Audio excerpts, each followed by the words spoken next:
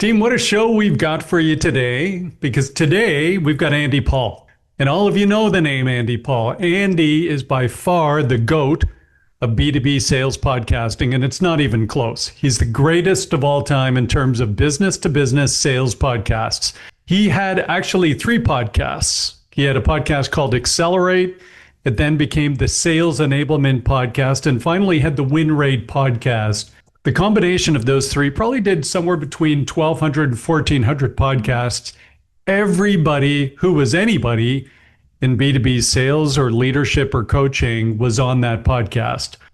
Andy's also the author of 3 fantastic books: Zero Time Selling, Amp Up Your Sales, and then the book with the greatest title of all time for selling, Sell Without Selling Out. I met with Andy 18 months ago in New York City.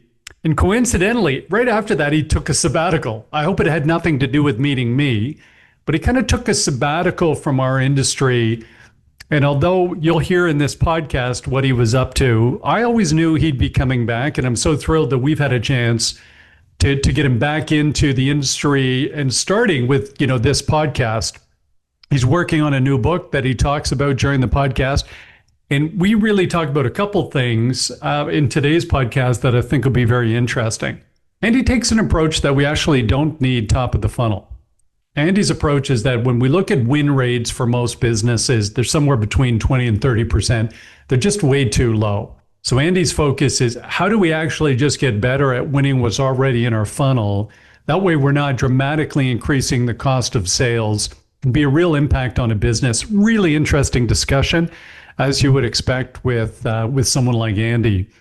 The second thing Andy zones in on is the cost of sales, but the true cost of sales, or sales productivity. Makes a very interesting recommendation that we should actually allot our selling time to particular deals to really understand who's actually investing what time and what deals, and are we getting a return on it? Really interesting conversation. I happen to like that idea because I think in some cases, our most important deals, we may not be investing enough selling time. We're so focused on solutioning. I don't know how much time we're spending on selling. There's so many different interesting conversations we have today, folks, because Andy's absolutely on fire in this podcast. You're really going to enjoy this one. I continue to learn every time I have a conversation with Andy. I hope you learn from today's podcast too. And if you do, please like and subscribe to the Selling Well podcast, because that's actually how we get fantastic guests like Andy Paul. Here he is. Andy, welcome to the Selling Well podcast. Mark, thank you for having me. It's been a while. It's been a while. So it's been a while on 2 fronts, actually. Yeah. One, we took a pause on the podcast. So you and I connected face-to-face in New York a little over a year ago, maybe a year and a half ago. But we paused our podcast for a little bit, and then you've taken a little bit of a sabbatical. What have you been up to? I paused. Oh gosh, trying to decide what I want to do with the rest of my life. It's probably the real answer. But I've been working on a novel, which I've always wanted to write, and super exciting. Yeah, and learning a lot there, and which is, I always think of the famous Mark Twain quote is, I wanted to write you a short letter, but I didn't have time. So I sat down and wrote you a long one instead, which is sort of the story of my novel so far. It's overwritten and way too long, but, and then, just kind of working on a new sales book as well. So when we talked a year ago and you said you were, a year and change ago, you were talking about the novel, in the back of my mind, I thought, he's not done. So I was just thinking, okay, we'll stay close and we'll stay connected but there's lots more value to come. And for folks listening, you can go back we'll have the links to the past discussions with Andy, but we're not going to get too many more interviews with someone with Andy's depth. So I'm going to talk about Andy's books in a second, but Andy, for those who don't know, is the world's top sales podcaster. You can have debates, and I'll argue with anybody. Thank you. Very nice to say. Andy ran 2 shows that were the best sales podcasts out there. One was called Accelerate. That merged into the Sales Enablement podcast. And Andy combined 1,200 episodes or more. Well, when you include, then I started a new podcast after I left the sales enablement podcast. Yeah, I started the win rate podcast. So yeah, more than 1,200 episodes altogether. Yes. Just unbelievable. So when you start to think of the number, one of the things that I was always so amazed by, because I really enjoyed the podcasts. I was lucky to be a guest on the podcast a couple of times. We'll put those in the links too. Yeah. But one of the things I was amazed in was just the continual interest and excitement with every new guest. And the other thing, even me in my earliest days, no book, no methodology, nothing, just getting started. But you just had this sincere appreciation for the perspective of a guest.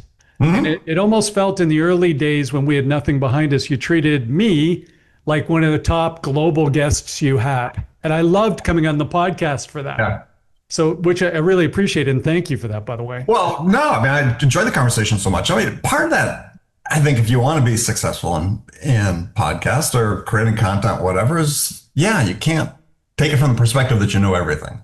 Yes. And so, yeah, for me, every time I met with someone on the show was a chance to learn something new and a new perspective. And yeah, not everybody delivered in that, but yeah, give people a chance because you never know where the next great idea is going to come from. It doesn't, it's not necessarily be somebody with 30 years experience or more. It could be somebody that's got a fresh new perspective on, the approach to sales.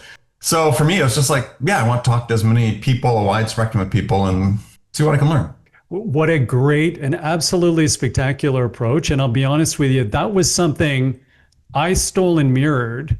And I learned it from you. And then the other thing I found, Andy, in the earliest days of doing my podcast, I'd study the person's book or their multiple books, a few of their books. Learn that from you. Not all podcasters did that. And in the earliest days, I was pretty judgmental on some of the books. So I'd be cramming a book and reading a book, and I'd be going, I know more than this. I know a lot more than this. How does this person have a company 10 times my size? Right. And then you get the person in a discussion, and you go, you know what? They really have some great context and experience and something to offer. And then the more I did them, the more I realized I got a chance to learn from everybody I'm speaking to. Completely changed my mindset, completely elevated my joy of doing the podcasts. Yeah. Yeah. I mean, again, not everybody delivers. I mean, I had some rough conversations. Did you, by the way, did you have a couple of confrontational conversations or something that you could never air? Had one or two where someone just was determined to talk only about themselves. Yeah. And I wasn't there to be a promotional vehicle for them. Certainly if they had a book or something they want to talk about, we'd do it. But a couple instances, somebody just wanted to make it all about that. And yeah, just never aired it. We finished the conversation, but I made the choice not to put it up. But, it's funny. There was sort of this, I think I developed this reputation of being a challenging interview. And yeah, a couple people didn't respond well to it, but that's, by and large, most people did. I mean, I loved it one time somebody, went on LinkedIn after they'd been a guest and said, I survived my interview with Andy Paul. But it's not, it's never a gotcha questions or attempt to be unfair. What I just expected from guests is that if they had a point of view that they could explain it, right? That there was a justification and a rationale behind it that made sense. And if there was a hole in it, I was not afraid to say, okay, well, this part doesn't seem to make sense, or I don't think I really buy into that. Most people got it, right? And we're perfectly willing to engage in the conversation. We have a small handful of 1,200 guests. Like I said, I think there's only 2 or 3 episodes I didn't air. I mean, once I had somebody, there was a fairly well-known name at the time that when I published the episode, they called me and said, you need to change this part of it. I said, what do you mean? He said, well, I gave my answer to this question. It ran counter to what I'd just written about in my book. And I said, well, not my job to edit your responses. Yeah. I mean, if you made that response, that's what's, and it really almost got to the point where they're threatening litigation. So I said, fine, we won't air it. Oh boy. It already gone out, but I took it off out of the inventory. So a few people are sensitive, but again, by and large, most people have the same desire everybody else does. As an author, I always tell people who say, well, what's this book about? I said, well, let's have 1,000 people read it first, and then I'll find out what it's about. Yeah. Yeah.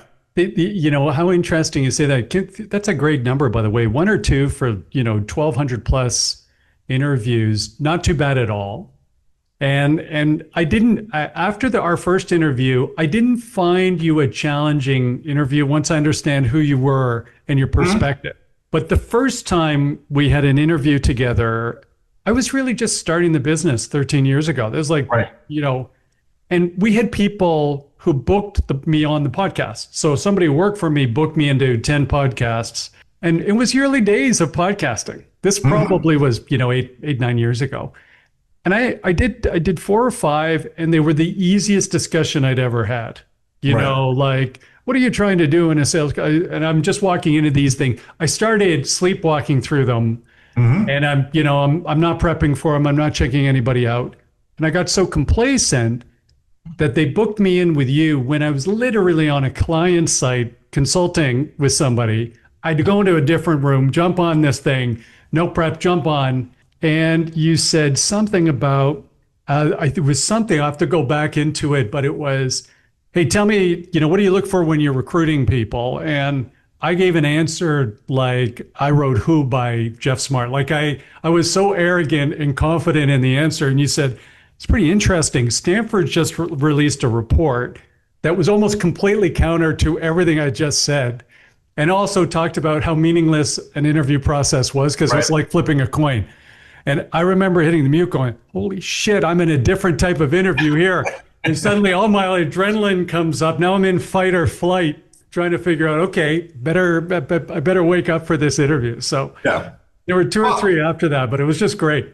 Yeah, I enjoyed it from the first time we spoke and sort of identified a kindred spirit, which, not everybody was, and that's fine. I said we all come from it with a different perspective about what it's required to succeed in this business, and there is no one path, as I wrote about in one of my books. I just want people to be thoughtful about it, though, right?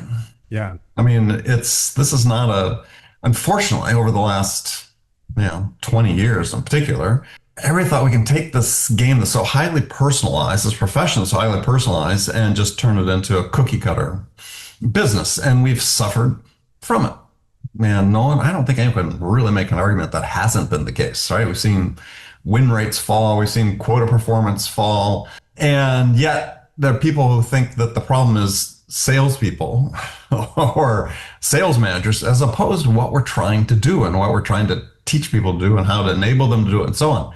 It requires new perspectives, requires a different way of thinking about it. I continues with reasons I'm doing, working on a new sales book. It's just, I think I found a better way to express what I think the real issue is and how we address it. And it takes time. So I'm gonna circle back, by the way, to some of the earlier books, but let's go on that. What are you writing about, and what is the different way to express it? What is the real problem? Well, I think the real problem is that we're fundamentally doing the wrong things. And I'm working in terms of what are the new paradigms, right? And paradigms exist really to change and challenge persistent problems that exist and big problems. And I think it's really what's required. We sort of done this incremental change, just tweak here, tweak there, tweak there. And it's like, no, there are things that are more fundamental that we're just not addressing and that filter through the entire sort of sales ecosystem. So, one example, and it's funny, I sort of shock audiences when I talk about this, but I said, one of the real problems in sales is we've lost the ability to win. And tell me about that. It's become a lost art, right? Because in most sales organizations, and you can see this pervasively on LinkedIn and so on, is somebody, a seller's got a 30% win rate. Hey, they're sort of our top person. Right. I come from the perspective and the experience and the background, which is the minimum acceptable win rate for an individual seller is that you win more than you lose. Full stop. 50.1%. That should be the culture of the organization, right? That is what we stand for as an organization. If you have a qualified opportunity, you're going to win more of those than you're going to lose. Yes. And, the impacts of this sort of filter down. I was talking to senior level executives about this, and I said, and they were sort of taken aback a little bit because they correlate that with winning at all costs. It's like, no, it's not winning at all costs. Actually, it's just sort of the opposite, right? Is to win, successfully a high level at a, win more than you lose. It's the opposite of winning at all costs. And I said, you're so focused on activity and, I said, but what's the circumstances on which you fire a salesperson? They miss quota. They miss quota. They lose. They don't win. We pay salespeople to win. Full stop. You don't win, you lose your job. But that's not the culture that's in these organizations. Yeah. So everything should be focused on win more than you lose. And as I said, the trickle-down impacts of that are, if you have a sales team that by and large people are winning more than they're losing, you're going to sell more with fewer people, right? And the holy grail, everybody's looking for. How do we sell more with fewer people? Increase your win rates. How do we increase our renewal rates? The data will show you that renewals won by deals with sellers with high win rates renew at higher rates than low win rate sellers. Because they sold with a proper business case in the first place. Exactly. So there was a real return on investment. So it's easier to renew because we're actually solving a real problem. Exactly. And this just seems to, when you talk about managers, why do you want to increase win rates? Your renewal rate's going to be higher. Yeah. Right? Oh, it's like no one's ever thought about that. And, it's just, there's other reasons to sort of trickle down. But the fact is that, well, the other one too is your individual productivity of the seller will go up. And what I mean by that is, and you and I have touched on this in the past, I believe, but we as a management, you should be focused on what is, I like to reduce it to a number. What is the revenue that a seller generates per hour of selling time? Right. I mean, consulting firms, they track this, right? Yeah. Professional services, law firms, et cetera. I had the benefit back years and years ago of working for a company that did defense work in the United States. When you sell to the Department of Defense, everybody has to track their hours in the company, not just the people working on the project, because those who work on the project, the hours are collected and used to calculate the overhead rate that got applied to the bids that you made to the Department of Defense. And that was all audited and so on. So as a sales guy, even though I wasn't working on defense business, I was still keeping a time card every day, 8 hours, and I was charging to an overhead account. And finally, one day when I took over this group and was leading, I looked at it and I said, well, why don't we assign job numbers to every qualified opportunity in the pipeline? And people charge their time, both the sellers and support, and so on throughout the organization. Everybody charges their time to the job. It's not not rocket science. It's like consulting companies, everybody does it. Well, suddenly I knew to the hour how much time it took to generate X amount of revenue. I knew by individual how much time they took to generate a certain unit of revenue. Yeah. So I could tell, look, this person's, hey, they're generating $1 million with 20 hours of selling time. This guy's doing it with 40. Well, maybe this guy, what's this one know that this one doesn't, right? Why does this one require more support from the organization? Interesting. So much insight into what's actually happening when you do that. Now, the other insight you get, which is, again, one of the changes we need to make in sales, is you begin to understand that a sales cycle is not a duration, it's a quantity. Tell me about that. Right? Quantity of the aggregate hours? Yes. Okay. And the fact that it takes place over a month or 2 months or 3 months doesn't really matter. Right? Because what you find is, hey, we're limited by hours. Now, if I know that my sellers, individually say, can generate X number of dollars per hour of selling time, I know at the beginning of the year, I can calculate how much they're going to sell accurately, barring a change in how effective they are in front of the customers, right? And so when I talk to companies about this, they say, oh, well, that's great. I know, how many dollars they generate per hour of selling time. I'm just going to give them more hours. Yeah. I said, that's not changing their productivity. Their productivity is still the same. Have you ever rolled this out with somebody? Just my own companies I've worked for. Just your own companies, yeah. The ones internally. But it's, as I said, it's not like this is not, companies aren't doing that. I mean, I've spoken with all the major big consulting companies. They fundamentally do this, right? Why it hasn't transitioned, why haven't been able to translate this into just conventional B2B selling is beyond me, because the tools exist. The tools exist more easily than it did before. We were doing physical timesheets and Excel when I first started doing this. But now it's a no-brainer. And this is data. Why wouldn't you want this, right? Why wouldn't I want to know, that this salesperson requires 50% more support from the rest of the organization And maybe that's good if they're generating, 75% more revenue per hour of selling time. Then you say, okay, they're making really good use of the resources of the organization, whereas maybe this other one isn't. So I said, why wouldn't you want that data? Because that really speaks to performance about how effective a seller is with the customer. Because this idea is, oh, we've got a 90-day sales cycle. No, you don't. You probably have a 30-hour sales cycle. Right. And so, when you look at a composition of your pipeline, does it really matter, how it spreads out? Not necessarily. But, you sort of say, okay, well, great. If we're trying to get these decisions made within a certain time frame, the answer is, you see with most companies, well, we're going to discount, or we're going to throw more people at the problem. We're going to make it more expensive. I had one client that celebrated, software company celebrated getting their first, $300,000 deal. And they did a really good job of documenting all the processes they went through and all the meetings they had and so on. And so when they did a debrief, and I was a consultant, I talked to the CEO. I said, yeah, congratulations. Oh, yeah, it's great. I said, you're not going to be able to do another one of these deals this year. Because it took too much time. Took too much time.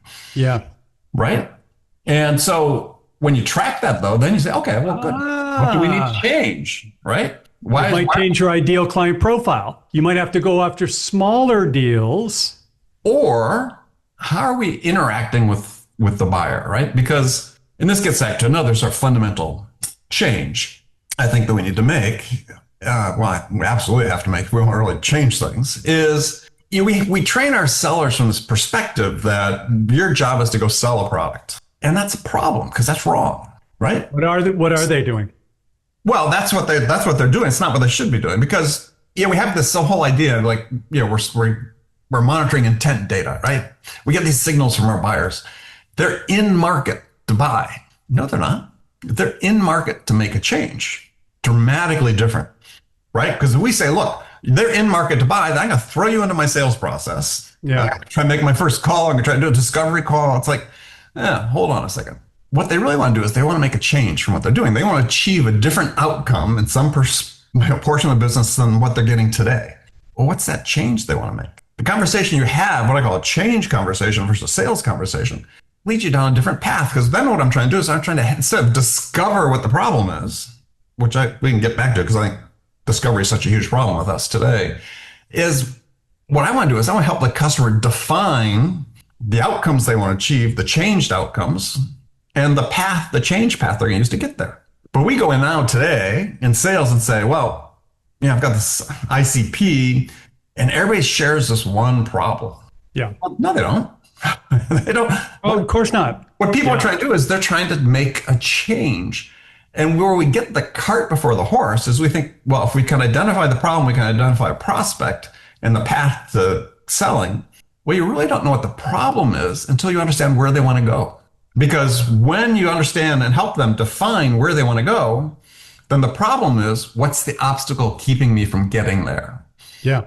And if we can be the seller that helps the buyer approach it from that standpoint, let's define where you want to be. Let's define how we can get there. And we're going to provide some, perhaps new thoughts about how to do that. Then the decision they're making is, are we going to change or not? Not, are we going to buy this product or not? Yeah. Am I going to invest in achieving that desired outcome? And actually, do I believe you can help me get to that desired outcome? Yeah. Because my experience has been, pretty successful in a whole lot of stuff in my career.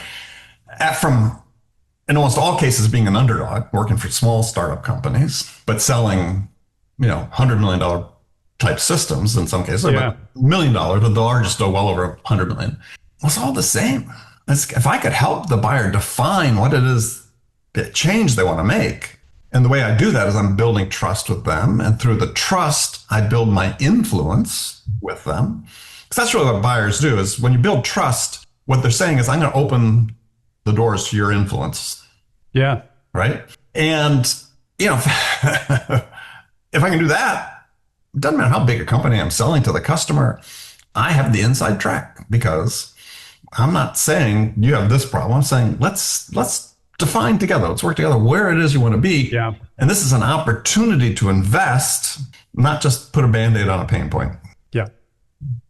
Well, then you this also ties back into, our conversation at the beginning. You said salespeople today, what do? They discount, or they try and give things away.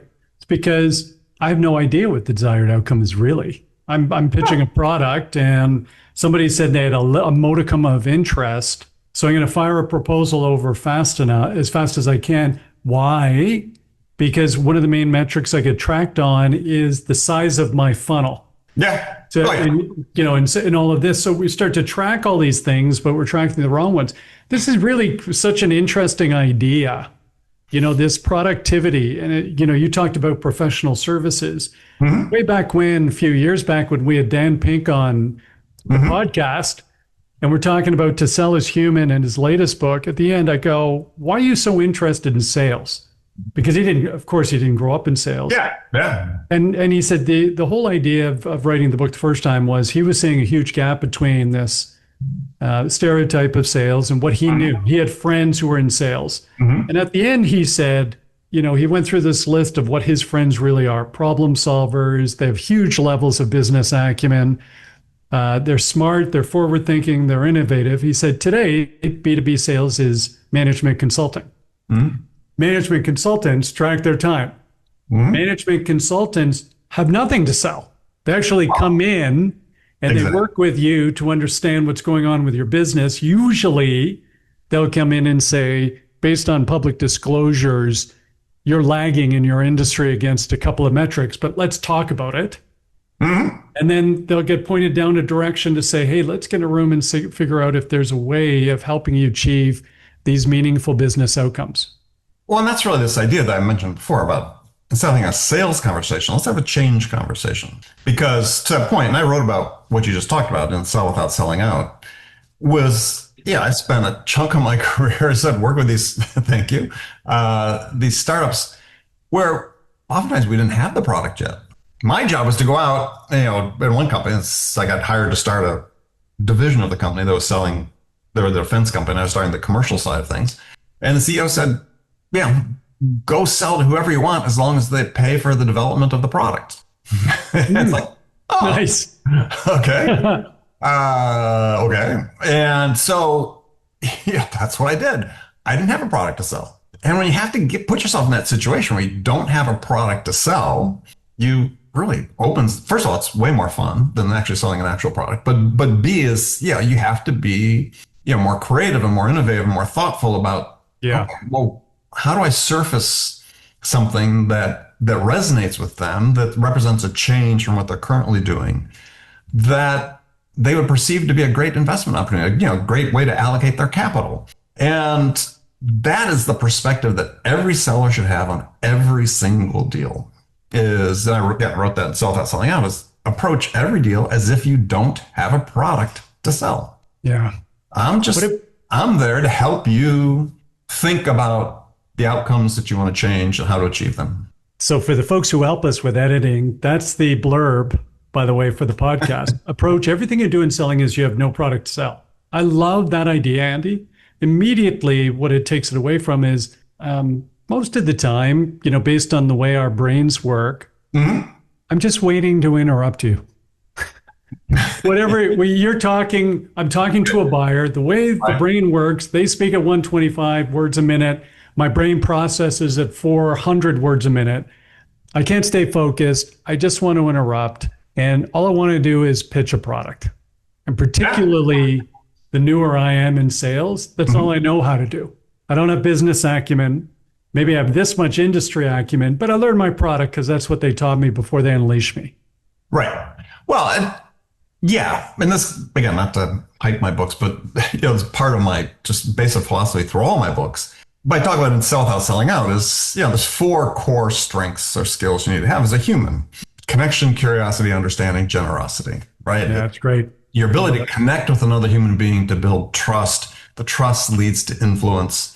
Curiosity, not just the superficial curiosity that we see in, discovery questions, but really to connect with them, really understand where it is they want to go and where they see across, spectrum of stakeholders, where they see the opportunity is in their business. which isn't about fixing a problem. It's about what's the opportunity, which is, we have to get away from being so problem centric to being opportunity centric. Yeah. You have to fully understand it. I mean, again, I talk about in the book, but it's certainly true in my experience. Again, being the underdog in the vast majority of deals that I won competing against big tech companies of the day is, and I asked the customer, why did you choose us? They said, because you're the only one that made us feel understood, right? So Nice. you have to bridge that gap between knowing something and really, truly understanding it. And then you have to be generous in how you help the buyer make these decisions to make change. And people, don't always connect generosity with sales, but it fundamentally means that, you're giving without the expectation of getting something in return.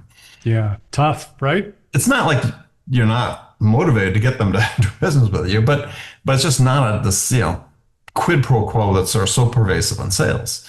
Yeah.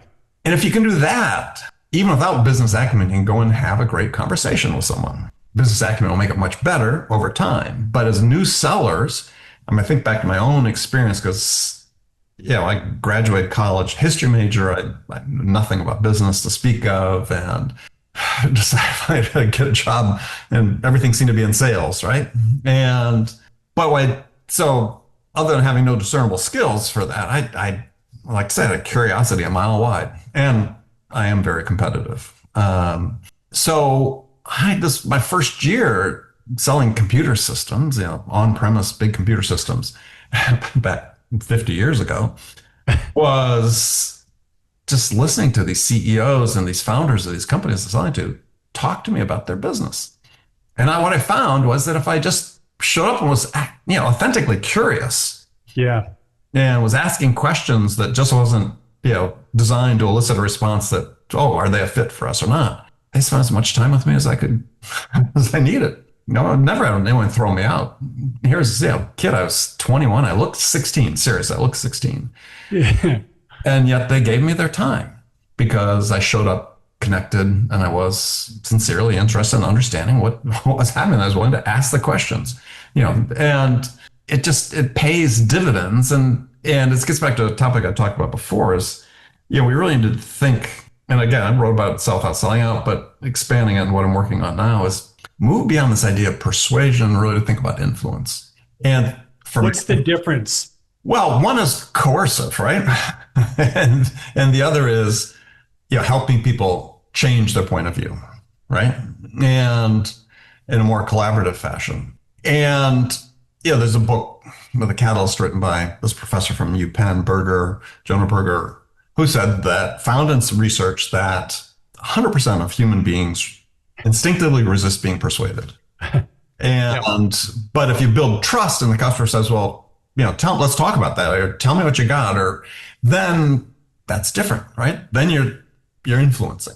And so you can measure influence. And I challenge managers listening to the show, I challenge managers I work with so tell me, what's your win rate on deals that you didn't influence the buyer's definition of what it is they're trying to achieve?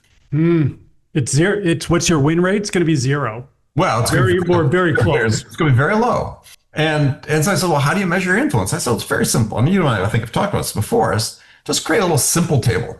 And you got, 2 columns, 3 rows.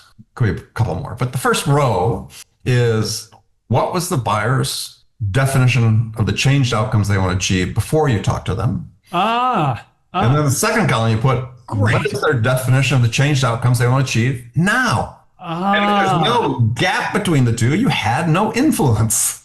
It's that simple. Wow. And then the second line is, what was the buyer's definition of how they wanted to achieve the change before you talk to them? What is that definition now? And if there's no gap between the two, you're just competing on features and price. And why do you want to do that? So you can actually measure influence. It's tangible. So then you say, okay, well, let's go look at, the deals we're working on right now. Doesn't have to be after the fact. Yeah. Have we had any influence on what their definition of what it is they want to achieve, their vision of what they're going to achieve? Yeah. If we have no influence, our odds of winning are pretty low. Yeah. So this does lead though, Andy, this leads a lot of the time to, depending upon how you look at it, somebody's definition of a business case or an ROI, or these are things you kind of work with the client on during discovery. I know you see discovery as a bad word. I don't, because for me, the whole sales cycle is discovery. It's not a stage. It's what I'm doing the whole time. I agree. You're always learning. But I think that here's where I'll draw the distinction. There's a certain amount of, I'll say journalistic discovery we all want to do, right? There's a certain set of facts that we need to understand about the buyer. That's discovery, right? But beyond that, we're trying to help the buyer. We're trying to work with the buyer to help them define what it is they want to achieve, right? What is the opportunity that would come from making a change in their business? Yeah. And that's going to lead to, hey, there's a business case. Actually, what I'm writing, spelling out in the new materials is there's two business cases, right? So the first business case is, I call it a ballpark business case. But we're going to get to a certain point, and I'm going to say to the customer, look, we defined where you want to go. We're going to learn more, right? To your point, we're always discovering and so on. But based on where we are now, this is the business case we put together. So if we get to the end of this process, and we're still within, plus or minus a few points, either way. Yeah. Yep. Will you commit today that you're going to make a change? Not that you're going to say goodbye from me, that you'll commit today that you will make a change. Yeah. And if they say no, then for me, oftentimes that's a disqualifier for them. I don't have time for you right now, right? Because again, my limited inventory as a seller is my time. And if I want to be as productive as possible, these guys may have to go back into a different status in my pipeline, but they're not ready, because if I pushed it from that point, I might get that no decision, right? And so you have to do this preliminary business case. I learned this from one of my early bosses, and it's just genius. You weed out things pretty quickly. And the thing is, you want to get there as quickly as possible. And this is the other part that I think has to be a change. It sort of starts with this idea that, and again, wrote about it, it's all about selling out, but of operating this basis forever, is that customers aren't trying to make the best decision, they're trying to make the good enough decision. And there's, Herbert Simon, Nobel Prize winner, did extensive research on this. You have two types of people: maximizers, satisficers. Maximizers, people want to look at every alternative, make sure they make the absolute best decision. And satisficers, which are people who will look until they find something that satisfies requirements and suffices to meet their future needs, right? Mm-hmm. That's actually a lot of people. It's actually probably more people. It's somewhat situational, right? But for business people. And so if people are looking to make the good enough decision, we're going to look till we find something that meets these requirements, satisfies requirements, suffices to meet future needs. Well, then where's the urgency? Well, the urgency is I need to be the first to build trust. Because if I can be the first one to build trust, then I can be the first one to build influence. And if I can be the first one to build influence, then I can be the first one to help the buyer define what it is they want to do and have an understanding of it. Well, they're going to reach that point of satisficing first with me than they will with other people. And given what Simon wrote about, we're going to research that until we find something that satisfies us. Then we're going to pull the plug, and we're going to go for it. I experienced that so many times in my career. Sometimes there was a gap where basically knew I was going to win the order. I got told I was going to win the order, but it might take a while to work through the system. But you want to be in that position, right? Even if it takes another 2 months to work through contracts and legal and so on. Oh, of course, yeah. Once you're through that, that's different.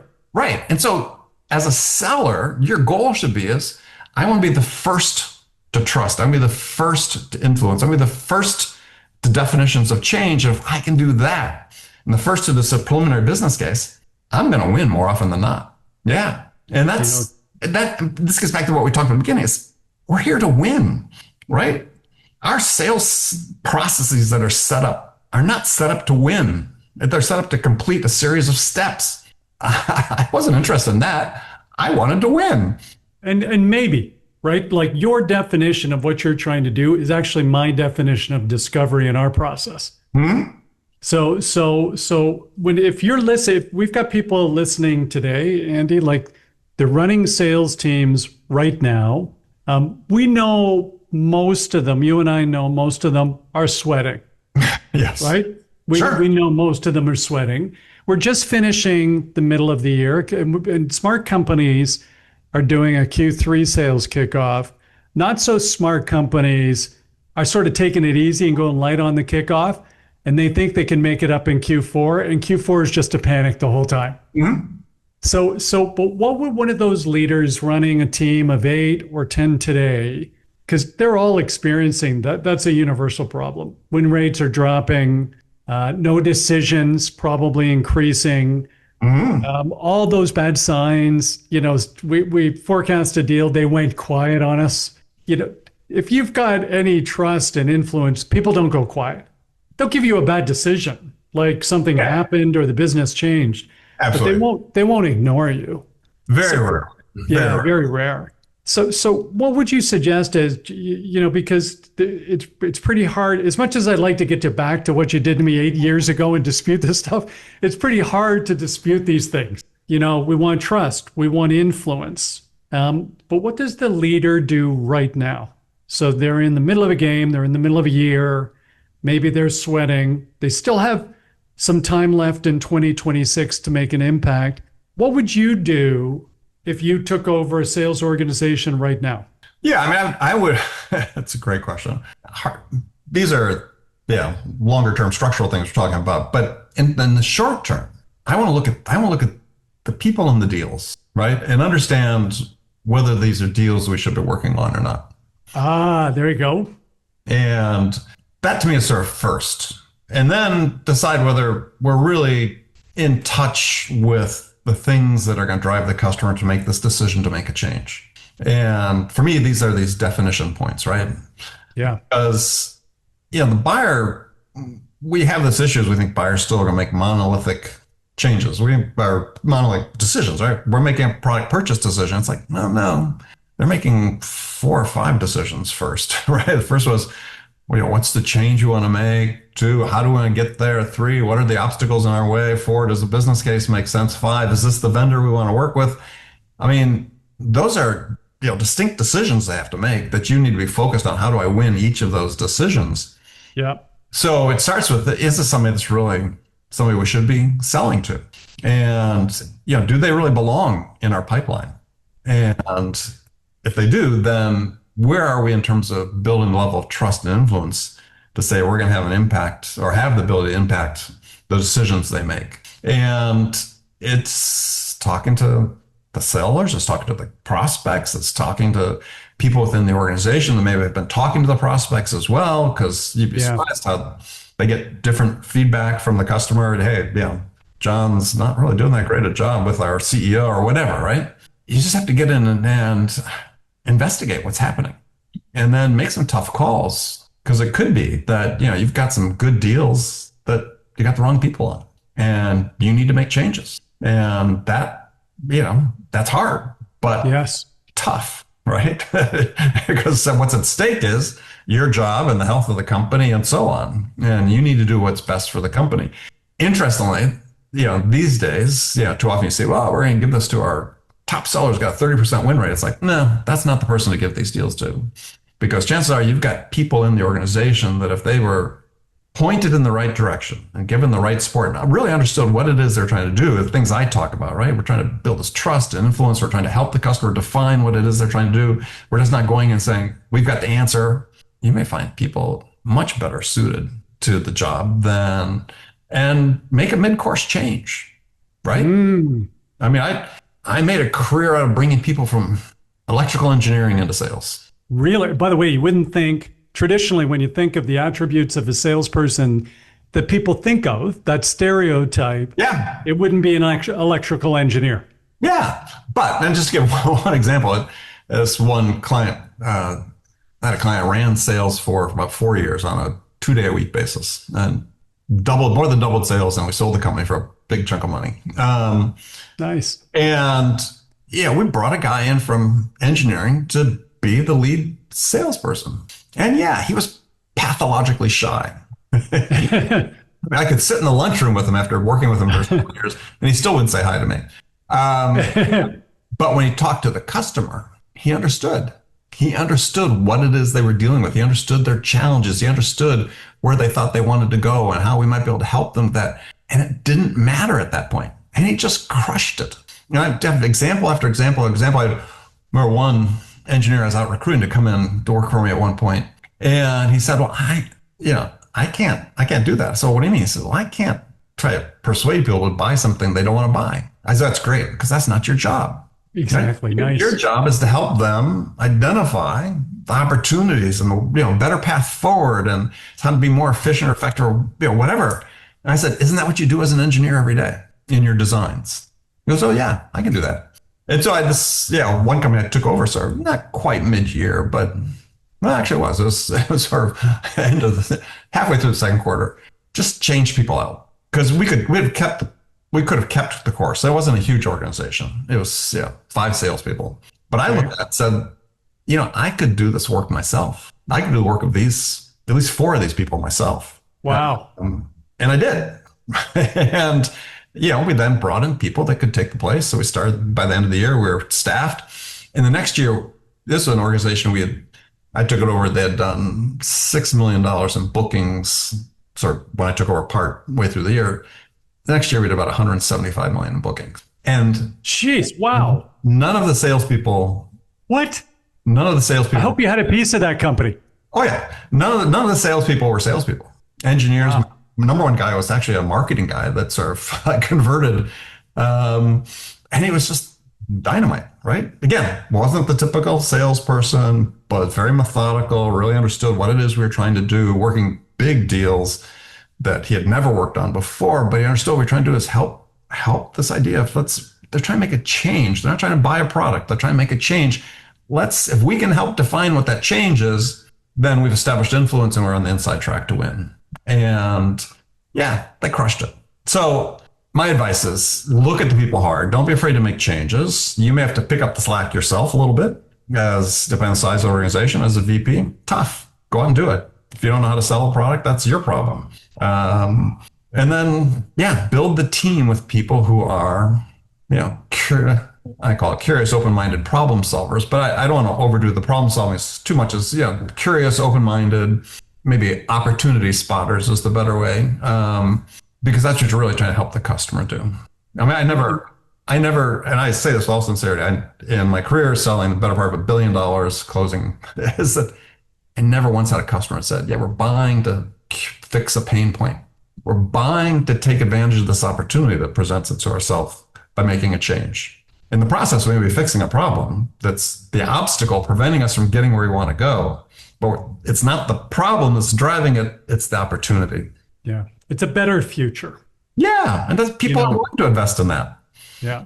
By the way, talk about jumping in deep, right off the deep. It's not minor change. It's suddenly we're just measuring hours and sales productivity. One of the things, by the way, about this sales productivity that's just sort of sticking in my craw the whole time we've been talking is you talked about saying, hey, we might find out we're investing way too much time in the wrong opportunities. One of the things that was jumping to me is I think in some cases, we're not actually spending enough real time on the most important opportunities. Mm-hmm. We'd actually look at it and go, hey, this thing does have legs. It actually is qualified. It's an opportunity. But outside of solutioning, we're not actually spending enough time helping the clients, influencing and earning trust and helping them identify that better future and actually building the business cases with them. We'll actually get through their internal processes depending upon who they are. Right. So I think in some cases we'd find the opposite. We don't actually, if we log time on deals, we don't spend enough time. We don't spend enough of the right time. Yeah. With the right people. With the right deals. Yeah. Doing the right things. Yeah. I wrote about this and it's actually come up several times in conversation I've had with people in the last few weeks is this idea that you have to be selective about who you sell to. And because it's sort of anathema these days, right? Everybody's talking about, go to market and, now we've got AI driven GTM and blah, blah, blah, blah, blah. When win rates are so low, the issue is not pipeline, right? You've got more than enough prospects.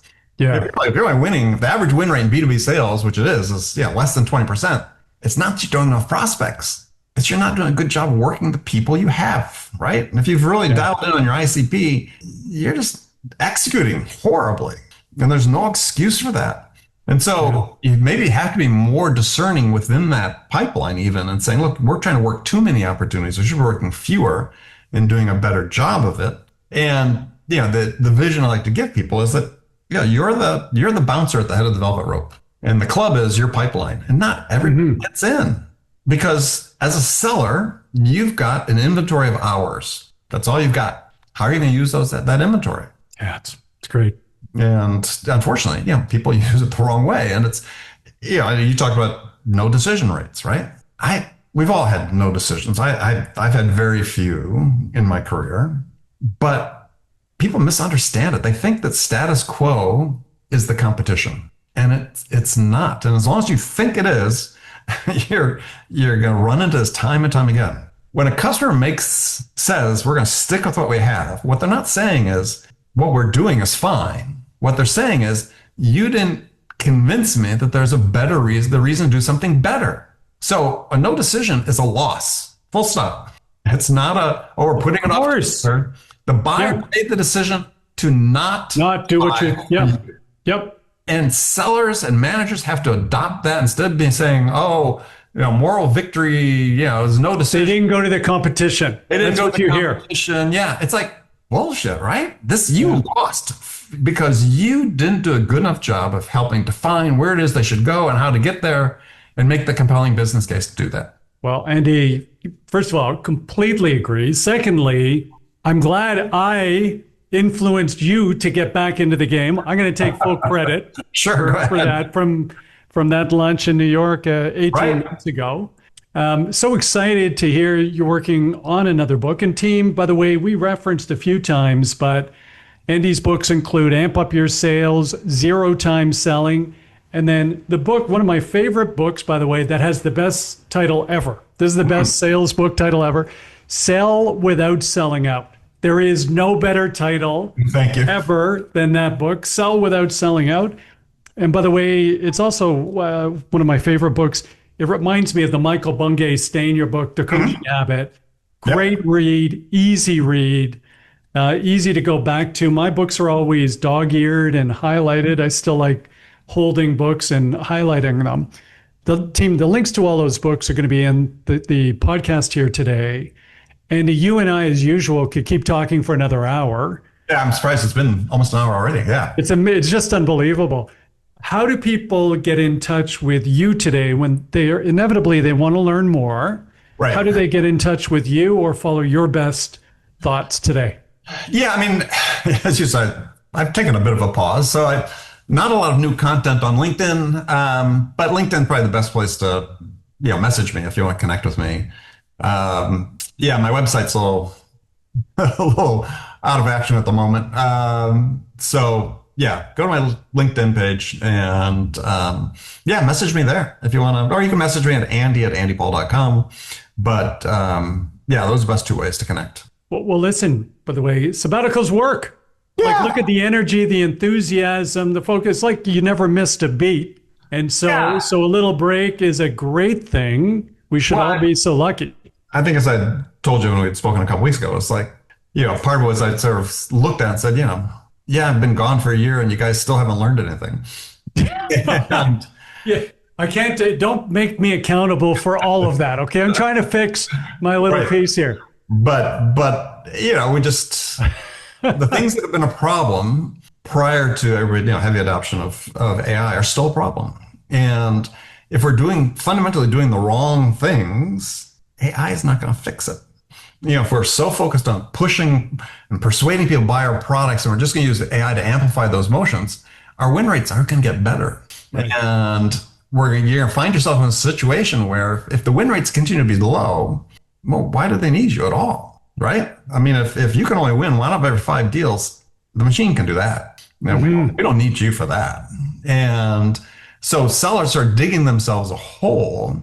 But there is research that Gartner put out that said, look, in 2022, everybody went to self-service. But they said in 2030, I think it was 75% of B2B buyers predicted that they'd want a human involved, that they wouldn't want a pure AI interaction. And that mirrors other research in other fields. Is trust in AI only goes so far, and we all have good reason not to trust it, right? Yeah. Or to be, completely trusting in it, let's say.